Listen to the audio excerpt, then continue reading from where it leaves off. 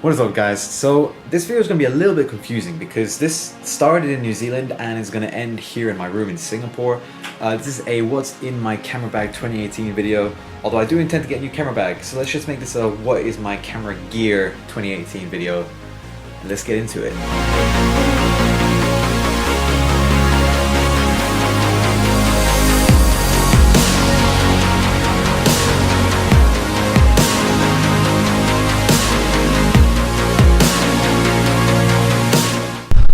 What's up, guys? So it's my last day here in New Zealand. Isn't it pretty? So this will probably be after all the Vlogmas episodes and stuff. So you guys asked me, well, I asked you on Instagram, I did a poll, do you guys want to see what gear I used for when I traveled to New Zealand? I ran up the stairs, 1,000 feet above sea level. I guess to you. So I did a poll on Instagram and asked you guys if you want to see what gear I use when I shoot my videos / when I travel, and a lot of you said yes, so this is what I'm doing. So let's get straight into it. The camera, the most important thing, is actually what I'm shooting on right now, so I can't really show it to you, is the A7S Mark II. The A7R Mark III just came out, and the A7R line is more focused on photography, the A7S line is more focused on videography. Well, yeah. So I'm really looking forward to the third iteration of the A7S series, but I'm happy with what I have. It's a beast of a camera and it's like this big. I did want the 1DX Mark II for a while, but yeah, I'm happy with what I have. The microphone I use for when I vlog is the Video Mic Go, I think, not the Pro. I had the Pro, but then the little connecting bit to the camera broke, and I just thought I can't be bothered with it anyway because it needs batteries, and it's like if you forget, if it runs out of charge one day and there's no batteries around, then you're screwed. You don't have any good audio. So I just got this one because it uses the camera's power to power itself, and it's fantastic. Next piece of kit is the DJI Ronin M. A lot of people might think, why do you carry such a big stabilizer with you when there's things like the Xeon Crane 2 as well, which does look nice, I will admit. I just really like it. When I was in university, I would try and get the Ronin out all the time. We had all 3 Ronins at uni, which is pretty cool, but whenever you ask for it, they'd always give you the MX, which is the biggest one of these. That thing's pretty heavy. But I got the M because it can handle like every camera I'm going to use anyway, which is basically just this one. So I don't really need a heavier one. It's not too heavy. It is a pain to carry, I will admit, but when you get shots like this,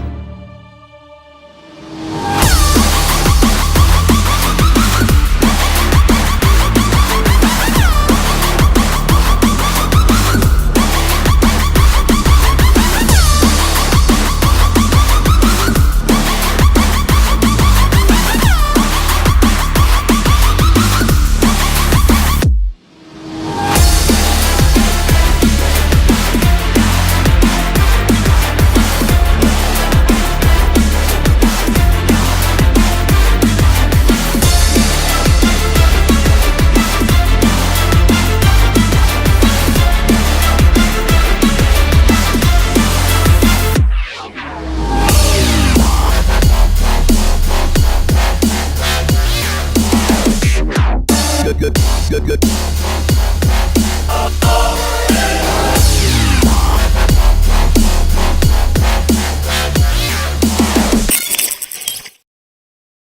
It makes it all worth it. Okay, the next important piece of kit I always bring with me is my DJI Mavic Pro. I love this little guy. I love the fact that you can literally just throw him in any bag. Like, it's 4K that can fly in your pocket. Okay, in a bag, not really in your pocket. Not even the Spark can fit in your pocket because it doesn't have foldable wings. I realized that this is something I'd really need when I went to Japan, because in Japan I was backpacking everywhere with Mike, and I couldn't take my Phantom with me because it's just too bulky. Like, you could, but I had 2 bags already, and I didn't want to add a third bag. There are so many bees. Third bag being a drone bag for my Phantom. The Mavic definitely comes in handy, and it's an excellent tool to have in your arsenal. But like I said in a previous video a while ago, you don't need a drone to make a good video, but this is just what I use, okay? Okay, the next piece of kit, actually before I get to the Phantom, is the case for the Phantom, which is by Nanook. I got it in orange because I like the color orange. They have like yellow, gray, green, olive, whatever. The Phantom isn't cheap. It was a graduation present and I was so happy to get one. It's better than low-light in the Mavic. It can do 4K 60, which my camera can't even do. Sony, what you doing? And it's like the battery life's it's a little better than the Mavic. They're kind of the same, which is funny, but I guess, you know, smaller drone, less power, bigger drone, more power. same times for the battery, I guess. Kind of makes sense. Go faster, which is fun. Like on top of the cinematics and the camera specs, drones are just really fun to fly, so it can go faster, it's more fun to fly.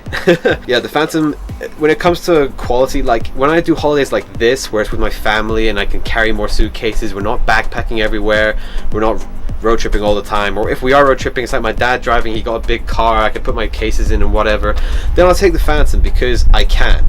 If it's more of a backpacking thing, I'll take the Mavic. I just realized I talked about the Phantom without even showing it. Here is the Phantom.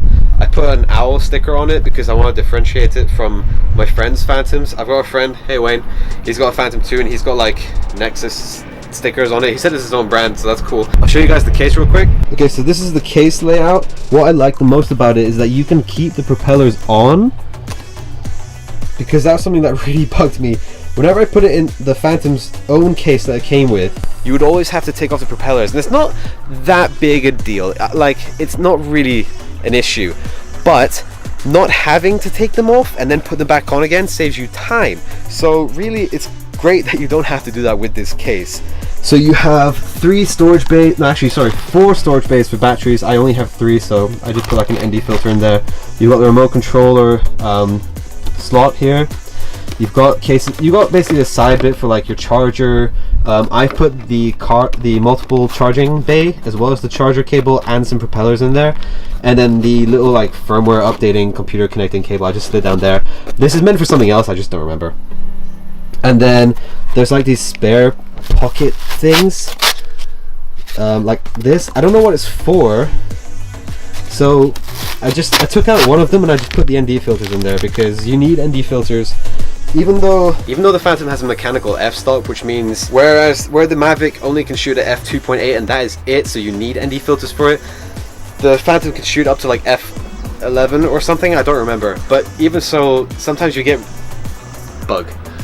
really, really bright days, which I've been experiencing a lot in New Zealand, so you need an ND filter for both drones, like especially the Mavic. If you don't have one for the Mavic, you're screwed. I use the tripod you're on is a Manfrotto. I don't even remember what this is called. The B-Free. The Manfrotto B-Free MKBFRA 4DBH. Anyway, it's a really good tripod because it can fold up really, really small. Yep. Yeah, it's a really good tripod. It can fold up really small. Basically, the legs come like you're like this, right? And the legs come upwards, so it actually removes that much of its length from its body, and it actually fits in a small bag that's really, really easy to carry around. I don't like bees. Go away. Go away. So that's kind of it. I mean, I don't use too much. Really, guys, all you need to make good videos is a camera. Like, I would say a good camera, but at least a decent camera. 1080p 60, good to go. You can do slow-mo. And yeah, imagination, creativity, have an eye for it. You don't need expensive gear. It's just expensive gear can help you out sometimes with things like stabilization, getting shots in the air, 4K. Yeah, but you don't need it. Just get a good camera, use your imagination, and go ahead. Learn to edit as well. I'll cover editing in another video coming up, so just one last look at this view, and then I'm off.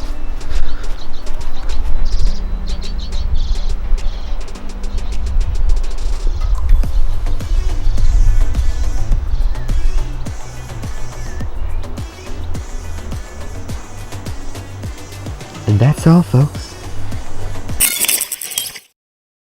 So something I failed to mention while I was in New Zealand was the lenses I use. Now, I mainly use 3 lenses. One is a prime, 2 is variable zooms, but I occasionally use a 4th one for like really long, far away telephoto needing stuff. So the first lens I'm gonna go over is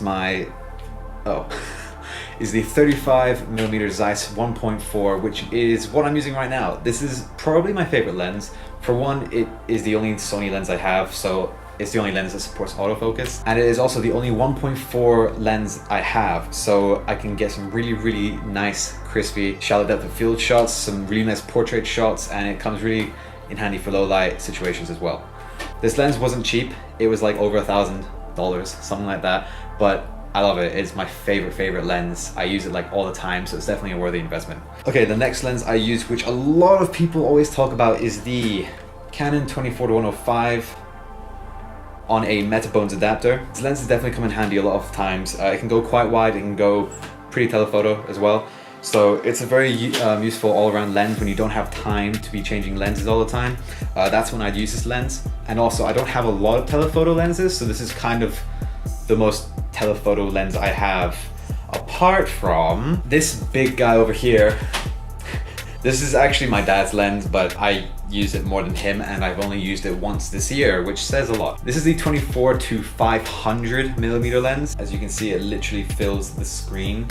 Yeah, this is a really, really big lens. It's really heavy. Like if you want to use a tripod, you've got to mount it on the lens. I actually used this to film the super blood moon that was earlier this year. That was the only time I used it to film and photograph anything, but I will be using it for upcoming projects in the future. I just have like a Nikon adapter for this because this is for Nikon cameras.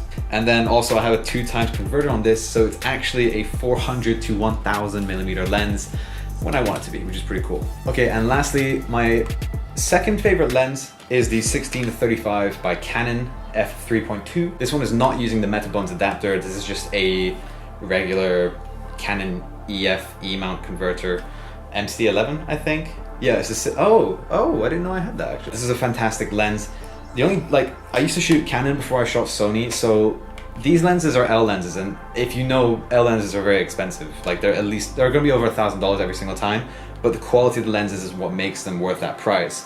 The only issue I have now is because it's Canon and this is Sony, I can't use the autofocus with this, but you know, you make do. I really love this lens because it can go really, really wide, especially on a full frame camera like the A7S II, and it can go decently close, like a 35. So it, like, if I don't have time to put my 35 1.4 on, or like I need to be going from 35 to like really, really wide, then I can just use this instead of using the lens that's on the camera right now. Other lenses I have in my arsenal, I have a Nikon fisheye and like some kit lenses, but I don't really use them that often, but it's like, you know, you have a lens, you're gonna keep it, right?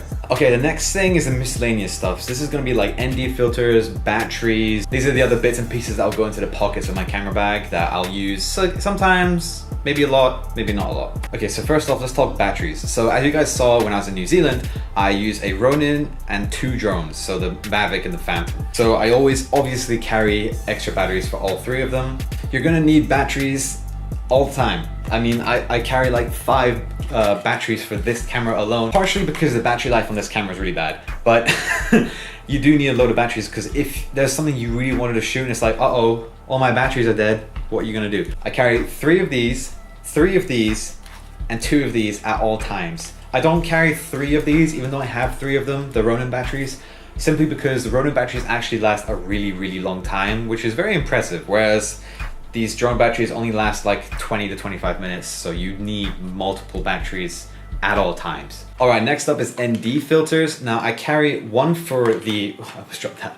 That would have been so bad. This is a very expensive ND filter, it's like $200.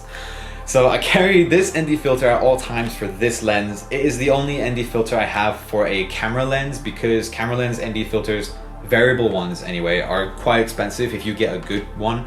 The way I see it is it's worth getting an expensive filter, like any filter for a lens, because if a lens is very expensive and you put a cheap piece of glass in front of it, you kind of just ruin the whole point of having an expensive lens, right? So that's why I have this. It is a variable ND filter and it has come in handy many, many times, especially in New Zealand and more recently in Singapore too. The next ND filters I use, which are essential for the kit, are the Mavic ND filters. You need ND filters for the Mavic Pro because it has a fixed aperture of 2.8. So if you go into like broad daylight, like when it is the most sunniest in the day, and you don't have an ND filter, the only way you're gonna be able to change the look of the image from being overexposed to not overexposed is by cranking up the shutter speed, and that will produce really shaky footage, especially with a drone. If you're flying, you'll see the little vibrations from the fans, I was gonna say. You'll see the little vibrations from the movement of the drone, and nobody wants that. And then next are ND filters for my Phantom. I have 4, but I mean, they're all in a bag like this, so you can imagine what they look like. These screw onto the front of the Phantom, whereas the ones for the Mavic, actually you just like pop it on, you just like slide it on. You don't really need ND filters as much for the Phantom as you do for the Mavic, but there are situations where either you want to shoot at a lower f-stop or it is actually too bright for f. whatever it goes up to. I actually don't remember. I haven't used my Phantom in quite a while, sadly. So ND filters are really essential, guys. A lot of people don't think about them because they're like, I can just crank up the shutter speed.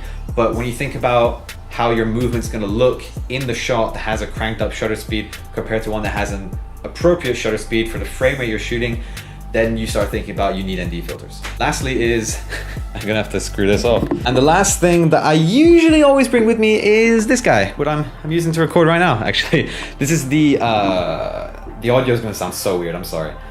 This is the Handy Recorder H4n from Zoom. Or is it Zoom or Zoom? It's Zoom, yeah. I've had this thing for many, many years actually, since I was 16. And I don't think I ever really properly used it. This is when basically I got this for like a short feature film that I was making with a friend back in high school when we were 16, right? And we needed something to record audio because we realized the cameras could not record good audio. They were really bad, especially when the camera was really far away from the subject. And it's like, how are you gonna record audio if the person's all the way over there talking and the camera's all the way over here? So my mom gracefully bought this for me. I think it was like $100 something, Singapore dollars. I think 150. For the amount of quality you get out of this thing is incredible. I could be wrong about that price. Maybe it was 250, but even so, this thing is great. It is definitely value for money and I would definitely recommend it. I use it a lot for sound design in a lot of my films and videos in general, my Instagram videos and stuff. So yeah, I love this thing. I often forget to use it, even though I bring it everywhere. So I just need to work on that. So make sure you don't forget that as well. Okay, something more recent I've got, I actually got this as a Christmas present, which I was really, really happy about, is this small HD 500 monitor. I think it's the 500. It's the $500 US priced monitor, so there's that. Now I don't actually know if I'm in focus or frame or anything, but I'm assuming I'm in focus. So yeah, this thing is, it's everything I've ever wanted. I mean, this camera doesn't have a flip over screen or a flip around the side screen, which a lot of people complain about. I don't care too much, but for situations like this, that's when it bugs me, because I don't know if I'm in focus or in frame or whatever, or like I can't tell you if there's something to the right or to the left of me that I want to point out. I could just point here when really it's like over here or over here or over here. So there's that. This has all the features of the larger monitors from Small HD. I used Small HD monitors in university, the larger 702 series, which like they can record like ProRes and stuff and whatever. But they are like $1,000, whereas this is half the price and it has all the functions apart from recording, but I don't need recording, so I'm good. So yeah, this is like my favorite new thing, and it has Anton Bauer batteries, which is just pretty cool. I'll plug that back in. Okay, there's a few more things I want to get through before I finish this video. One more thing is the camera cage I'm actually using. I'll just film around, I'll put some B-roll here for you. It is from Small Rig. It is the 1982 cage, I believe. I got this because I wanted to be able to expand my rig, essentially, like put railing system and with a follow focus and such. I don't have that yet, but what I do have is a handle, and this handle comes in handy so many times. So I got this cage, I think for my birthday, and the handle came along with it, and it is just, it's so much fun to use. It makes holding the camera a lot easier too. Like holding the side handle, because it's so small, not side handle, but like the side grip of this camera, because it's so small, I feel like I'm gonna drop it. But with the handle, it's very secure. Everything is like, just, the cage is pretty great. And the fact I can add a lot of things to my camera now is a great advantage. The next most recent thing I got myself, this is the most recent thing I got. Yeah, I kind of just ruined the lighting, but this is a aperture light. It is their smaller LED. It was like $300. This company does not make cheap stuff, but they make very good stuff. This panel is great. You can change the intensity of the lighting. So I can change the color temperature, so like daylight to like something warmer, or like a mix. I'm gonna put it back to what it was. Now the reason I got this over like a conventional light, like what I'm using over here, which is this big like diffusion light setup like a photo studio would use, is because that light can fit in this bag. This is the bag it came in, and the portability of it is just a huge factor for me. For whenever I go doing shoots, I can always bring this light with me. I'm so blinded right now. Yeah, it runs off 2 big Sony batteries, so it's just perfect for my needs. Okay, and the last thing I usually bring with me is this power bank from Anker. Not sponsored, I just like Anker's power bank. I've had this for years. It's just like charge up fully and it can charge my camera, it can charge my phone, it can charge anything with like a USB something input. Okay, and lastly is the camera bag. Or rather camera bags, because I have two. So this bag I have had for, geez, I think over 6 years. This bag has been thrown around, been made dirty, been beaten, and it's been through a lot. It isn't the greatest bag. It's some Manfrotto bag. I honestly have no idea what the number is or the model number is. I mean, it's kind of standard. You can fit a laptop in this front part as well as like accessories and such, and there's like a zipper pouch here. There's also a very front bit where I keep like SD cards and such, and like batteries for quick access. Got two side pockets like most bags do really. This is more of a backpack camera bag, so it's not super duper camera baggy, like, oh my god, it's got this compartment. It does, however, have the typical camera bag setup. Right now there's nothing in here because I didn't want anything to fall out. So like the camera would go here and then the lens can go there. I usually put my Mavic like here or here, and then I'll put like the controller here, a lens there, a lens there, a lens on the camera here, and then I'm good to go. And like this is where all the ND filters and such will go, charger, stuff like that. Okay, my next camera bag is the Manfrotto Phantom 4 backpack. So it is a drone backpack, and you can see by the shape that a lot of things just fell out this bag. That the Phantom just like, it goes in here and then you can put batteries or whatever in here. There are actually dedicated battery pouches on this side when you open it up, and then you can put like the propellers and stuff here or whatever you want really. The remote will go here, and then there's space up top for like a camera or whatever. Alright guys, so that's it for this video. This is my camera bag setup 2018. I hope you enjoyed this video. Please hit that like button. It does help out the video, gets it viewed by more people. If you like this video, please subscribe for more future content every single Monday. Making that thing, even though it took me the entire week to actually make this video. I'm working on it. I'm working on it. Just letting you know, there will be some really cool content coming out in the future. I'm working on some stuff with some models here in Singapore, and I'm going to be meeting up with some people in London when I go back to the UK in mid of April, probably around mid of April. So yeah, I hope you guys enjoy what I'm putting out. My Japan film's coming out soon. My New Zealand film will be coming out in like a month, I'm going to say, because the Japan film is taking some time. I want to make it really good. It's going to be long, so grab some popcorn, grab your friends and family, and sit down and have a nice watch. And yeah, I'll be seeing you guys around. Oh, my year 2017 video. I'm working on it, okay? It's coming. It is coming. I promise that. So yeah, just keep an eye out for that. If you don't follow me on Instagram or any of my social medias, they're all linked below. I would recommend Instagram because it's the one that I use most. And yeah, that's it. I'll see you guys around. Have a good day. Peace.